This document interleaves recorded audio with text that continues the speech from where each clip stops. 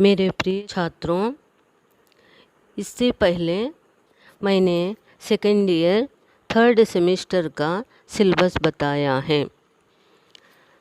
Third semester के लिए पाठ्य पुस्तक है काव्यदीप। इसमें प्राचीन पद्य पाठ और आधुनिक पद्य पाठ हैं। इसी को एंशंट और मॉडर्न पोएट्री कहते हैं। इसमें पहला पाठ है कबीरदास का लिखा हुआ साखी पाठ है। साखी में दोहे हैं। कबीरदास प्राचीन कवि हैं। आचार्य रामचंद्र शुक्ल के अनुसार पूर्व मध्यकाल को भक्तिकाल कहते हैं। भक्तिकाल दो धाराओं में विभक्त है। वे इस प्रकार हैं। पहला निर्गुण भक्ति धारा, दूसरा सगुण भक्ति धारा है। फिर इसमें दो दो शाखाएं हैं। निर्गुण भक्ति धारा के दो शाखाएं हैं। वे इस प्रकार हैं। पहला ज्ञान मार्गी शाखा और दूसरा प्रेम मार्गी शाखा।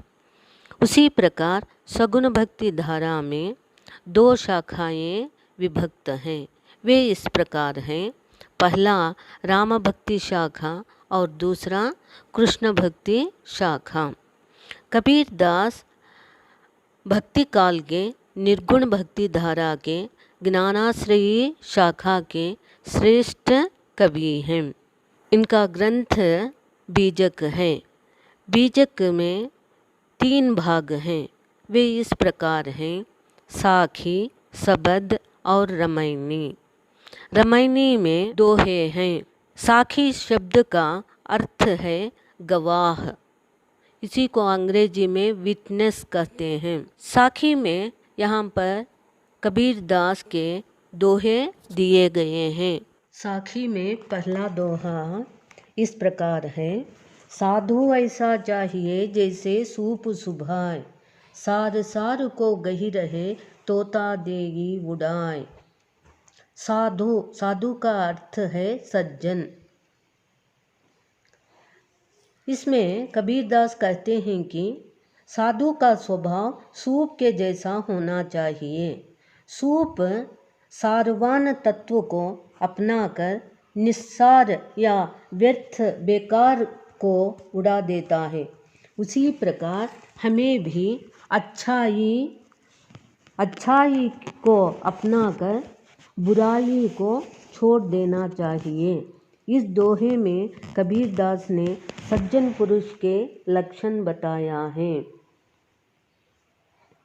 दूसरा दोहा, जाति न पूछो साधु की, पूछ लीजिए ज्ञान, मोल करो तलवार का, पड़ा रहन दो म्यान। इस दोहे में कबीरदास कहते हैं कि साधु का मतलब है सज्जन। सज्जन को जाति से नहीं ज्ञान से पहचानना चाहिए। सज्जन के ज्ञान तथा पांडित्य को महत्व देना चाहिए। जैसे तलवार का मूल्य होता है ना कि उसकी म्यान का। म्यान का अर्थ है तलवार रखने का कोष।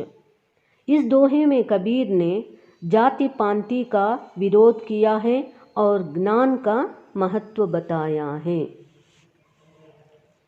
कबीरदास का तीसरा दोहा, पाहन पूजे हरि मिले तो मैं पूजूं पहाड़, ताते ये चाकी भली पीस खाए संसार।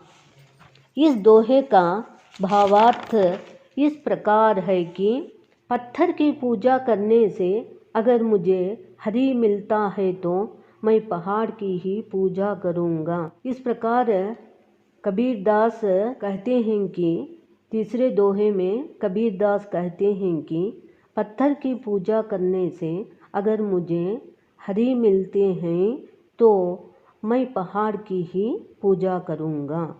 कबीर की दृष्टि में चाकी रूपी पत्थर ही अच्छी है, क्योंकि चक्की से लोग आटा पीस कर रोटी बनाकर अपनी भूख मिटाते हैं। कबीर का चौथा दोहा है, निंदक नीरे रखिए आंगन कुटी छवाए, बिन पानी साबुन बिनु निर्मल करई सुभाए। इसका भावार्थ इस प्रकार है कि निंदक, हमारी निंदा करने वाला, जो हमारी निंदा करता है उसे कबीरदास कहते हैं अपने पास ही रखना चाहिए।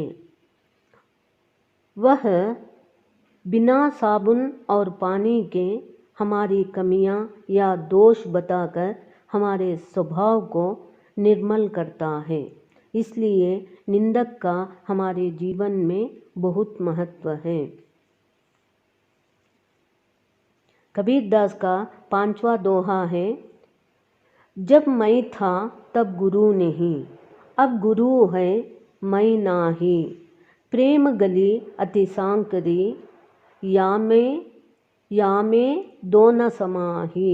इस दोहे का अर्थ, जब तक मन में अहंकार था तब तक ईश्वर का साक्षात्कार न हुआ, जब अहंकार समाप्त हुआ तभी भगवान मिले। जब ईश्वर का साक्षात्कार हुआ तब अहंकार स्वयं ही नष्ट हो गया और ईश्वर की सत्ता का बोध तभी हुआ। प्रेम की संकरी गली में केवल एक ही समा सकता है, अहम या परम। परम की प्राप्ति के लिए अहम का विसर्जन आवश्यक है।